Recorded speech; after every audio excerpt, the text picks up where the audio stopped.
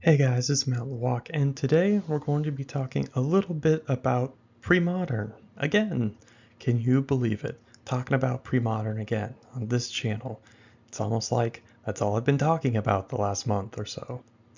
Alright, so today we're going to be talking about fires, specifically fires of Yavimaya. That's right, this thing is sweet. So, what is it? Well, it's an old deck from like standard around Mask Invasion block that came into being once Invasion came into play to really break the fading mechanic from a lot of the Nemesis cards. So things like Blastoderm and Saproling Burst, um, and it's kind of like the in my mind it almost feels like the ultimate use of like birds and Llanowars.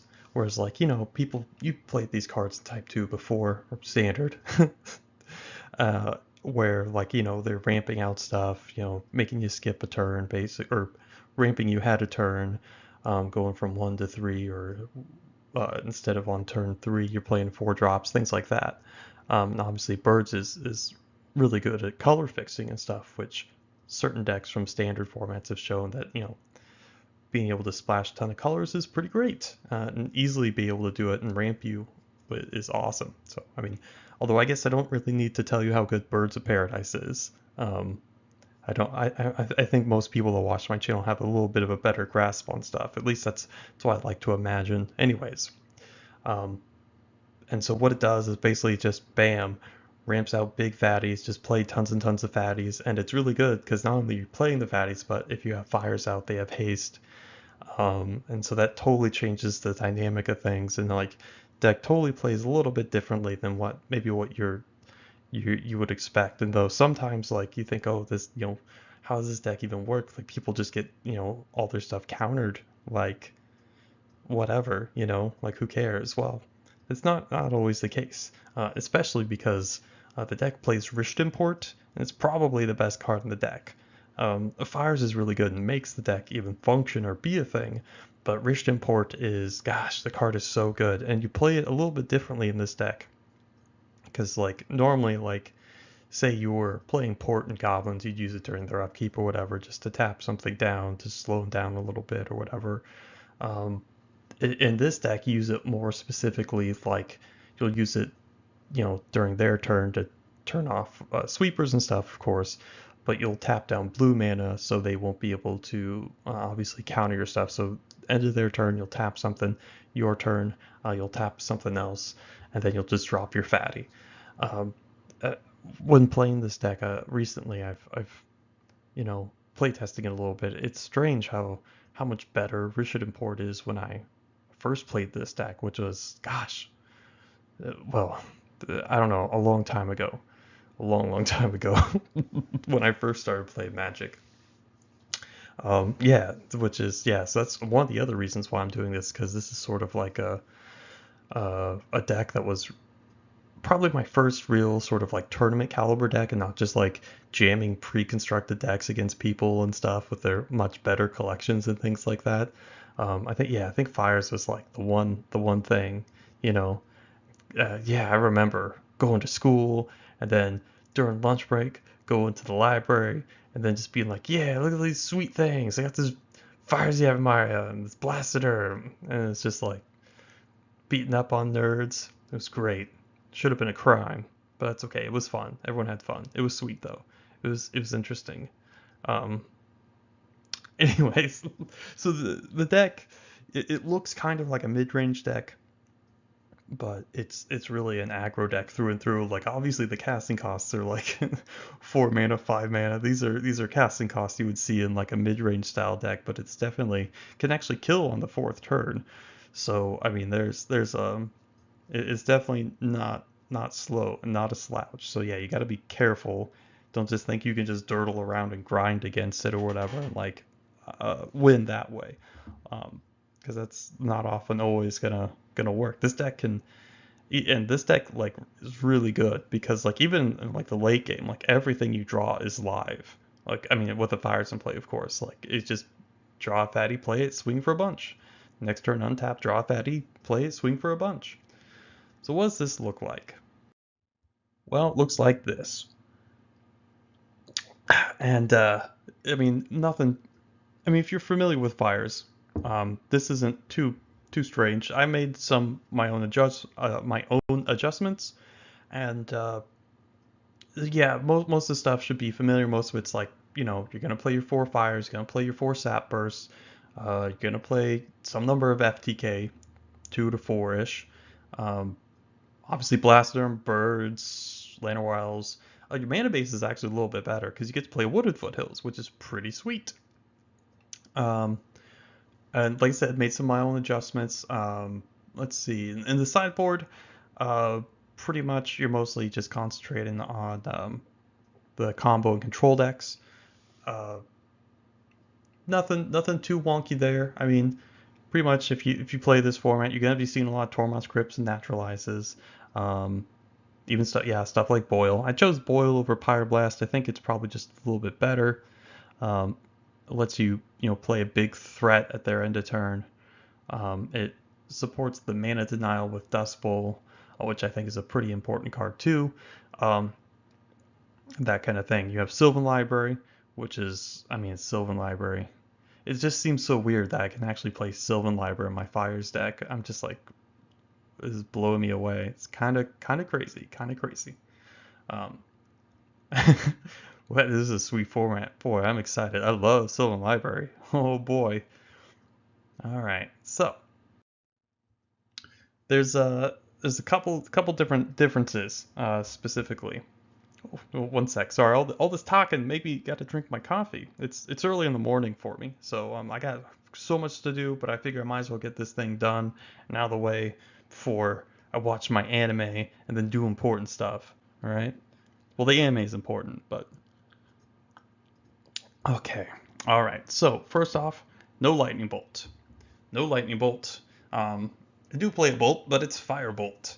Why do we play firebolt over lightning bolt? Well, um, the superiority of like the first cast of lightning bolt obviously being an instant and dealing extra damage, just isn't worth that much to me in this deck. I think because all you really want to do clear the way of blockers, and most creatures you should be able to just kill. Like the difference between like 2 and 3 damage shouldn't be a big deal.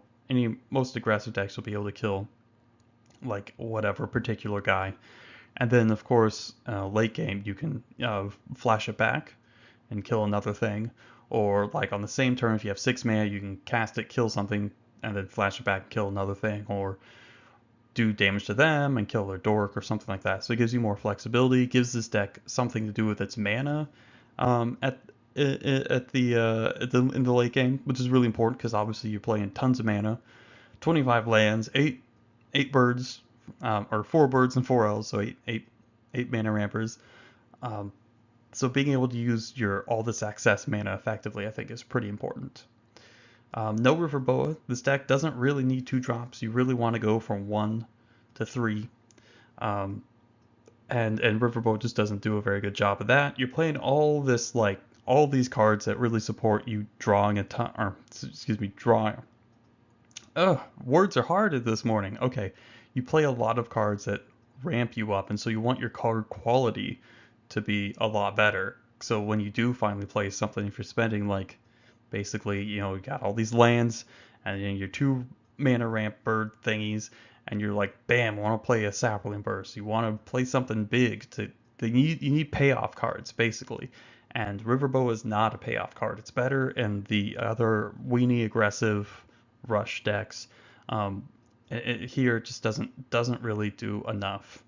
And you don't really, like I said, 2 drops aren't that good because you want to skip that. You want to go from 1 to 3 and drop your like Call of the Herd or Fires or something on your second turn, or port. You can port on turn 2, so it's not like you don't have things to do. Or you could just play a 1 drop and then next turn you can play another 1 drop and then port or something. So yeah, that's pretty much, you want to skip those 2 drops. You want to get right into the meat of stuff. No two-headed dragon or other sorts of stuff like Rith or Spiritmonger, any of those guys, obviously, because some of them require a splash. Uh, but I chose Shivan Worm because Shivan Worm is awesome. Gating FTK is pretty sweet Gating Blastoderm is pretty sweet. Only two of them because they can be a little bit awkward with too many. But I mean, yeah, you get a lot of use out of this guy. He is sweet. He's so sweet. Oh man, I had so much fun with that guy. Nothing better. Nothing better. He's basically just the best sort of probably like power to toughness of any creature in the format, and he comes with a bonus. Returning, I mean, even if you don't have like an FTK or Blastoderm, you can just return a stupid little like birds or elf or something. So yeah, that it's a big boy. Not many dudes can rumble with him. All right, and so no Chimeric Idol. So Chimeric Idol was their anti-control tech back in the day, and it dodged all sorts of hosers and sweepers, so any sorcery speed stuff, or also a story circle and stuff like that. All the perish. So that Chimeric Idol is good in that respect, but I think it's just worse because you just want to play tons and tons and tons of stuff. I think Call of the Herd's a little bit of a better fit. Maybe if you're having a lot of trouble with control decks or something, Chimeric Idol would be a consideration. But I think Call of the Herd's a little better because like late game, it's like it can be 6 power of hasty dudes. You could just play it as one elephant, and then they pop a sweeper. You put out more elephants into play. And it's just better against aggressive decks too. So it's a little more applications. Whereas Chimeric Isle is just basically for the control decks. Call of the Herd is just sweet against everything and does most of the same work that Chimeric Idol would do against the control decks, just running them out of cards and giving you more stuff to do with your mana, as well as just being sweet. Man, I don't know if you guys ever played with Call of the Herd. This card was amazing when it came out in Odyssey. Like this was like probably the biggest thing. Like I mean, sure, Psychotog came out in the same set, but no one really knew how good Psychotog was. Um, like literally. So it was definitely a kind of like style of deck that people weren't really familiar with, and it just played a little bit differently than most what people expected control decks to be able to do. Anyways, Call the Herd, awesome. It was like a $20 card. I remember opening it in my box of Odyssey that my mom got me for Christmas. I was so excited. That was so sweet. Man, I love Call of the Herd. That's such a sweet card. It's worth like less than $1 now, which is unfortunate. Because that card is sweet. Oh boy. Man, I love Call of the Herd. That's good stuff. That's good stuff. So yeah, Call instead of Chimeric Idol because it's hell. It's even better for curving out. Turn 3, turn 4. Oh yeah. Okay. So basically, why this deck is really good is because Blastoderm is awesome. I mean, card's ridiculous. Go on turn 1, like Bird. Turn 2, Fires. Turn 3, Blastoderm is just redonkulous. Like, I mean, because it has haste, it can deal a full 20 by itself, which is pretty easy to do when you're an undercosted 5/5 with Shroud. So it's a big boy. So either they have to start taking chunks of damage, or they have to start chump blocking. Like either of these things are kind of okay, or either of these things are fine or bad for them. Obviously, because they'll just run out of cards. Because your creature quality is obviously through the roof. Um, and that's probably one of the reasons why the deck's so good. It's like other than Sapling Burst, obviously, where you can just like mid game just rip it off the top and just kill them, which is pretty sweet. Uh, but yeah. So it's basically the haste. Haste is really one of the other reasons. Um, like if you ever played something like Goblins, you realize how powerful like global haste enablers can be. Whereas War Chief just does so much for the deck. It gives it like insanely fast kills too, like turn 3 or turn 4 pretty easily. Turn 3 obviously a little bit harder, but uh, so haste is really really good. It really changes combat math. It really changes up how they cast their spells on their turn, and with like sweepers and things like that. Um, and then also port really screws up everything else, putting them a step behind, and then haste puts you up like a full turn basically. So yeah, it's freaking sweet. It's freaking sweet. Um, and there's a lot of cards that you can play now, like a lot of stuff from Odyssey. Obviously, Firebolt and Call of the Herd, very very good. Um, like I mentioned, like Tormod's Crypt against the graveyard decks. Also, Sylvan Library, of course, I mentioned. So these are all pretty sweet, pretty sweet. And that's pretty much why I imagine the sideboards deal to deal with like the combo control decks. Although I like the earthquakes, they're pretty good against just random decks. I'm not sure how important they'll be, but against any sort of random creature deck, earthquake does a lot. If you knew what you were playing against, something like Simoon might be better because it's instant speed and it just kills all their one toughness things, and it's only 2 mana, so that's pretty sweet. And it doesn't kill any of your stuff, so it's a little bit more specialized, but it's really good. It's even good against like the land still decks because they can, like if they cycle a decree, you can always Simoon it, which is pretty awesome. Um, yeah. So other thing, Dust Bowl. Dust Bowl is really important because it's. I think most of the time you do want another land. You want to be hitting your land drops against a lot of these decks, um, as well as it helps mitigate the mana flood that can happen because you're playing a lot of mana and a lot of mana producers. So being able to turn those extra lands or whatever into wastelands is pretty sweet. So Dust Bowl is really nice here. So I chose that as a 25th land. But I imagine I'd probably side it out for like in some matchups, like just for an extra Ravenous Baloth, like against Sly or something, because you just really want a ton of green fat and a lot of life gain. Um, Also worth noting is the funny interaction between Ravenous Baloth and Blastoderm. Well, I guess pretty obvious interaction. So when it just has no fade counters, just sack it to Ravenous Baloth, gain a bunch of life. That's pretty sweet. Um, yeah, that's pretty much your strategy against Slice is play a bunch of fat and then life gain. Yeah, that's pretty sweet. It's not exactly the most sophisticated tactic, but it's pretty much the most Timmy one. I'm gonna play all my green creatures, and if you try to kill me, I'm gonna sack them and gain a bunch of life. Yeah, that's something I love. Also, one last thing is splashing. So this deck early on it splashed white for all sorts of things, like Armageddon, Wax and Wane, or a mutation. So there's tons of good white cards. And obviously something like Swords and Plowshares could be useful against like any of the turbo fatty decks, like well, Reanimator. Um, let's see what else. The Black Splash obviously gives you Spirit Monger. Terminate's a pretty good card as well. Um, and then of course there's all sorts of like good black sideboard cards like Duress, or there's stuff like Sabo's Decree, which is pretty funny because it used against rebels back in the day. Does just a fine enough job against stuff like goblins or elves or well, still rebels, I guess. um, so yeah, that's there's probably no reason to splash blue for the most part, but I'd say yeah, you definitely it is a possibility. Okay, but you don't have to. I prefer um, a slightly better mana base, a less painful mana base. So that's pretty much what I would do. But yeah, it's possible to splash if you want. For example, Armageddon really good against those board control decks, or just the control decks. See if you can sneak it through.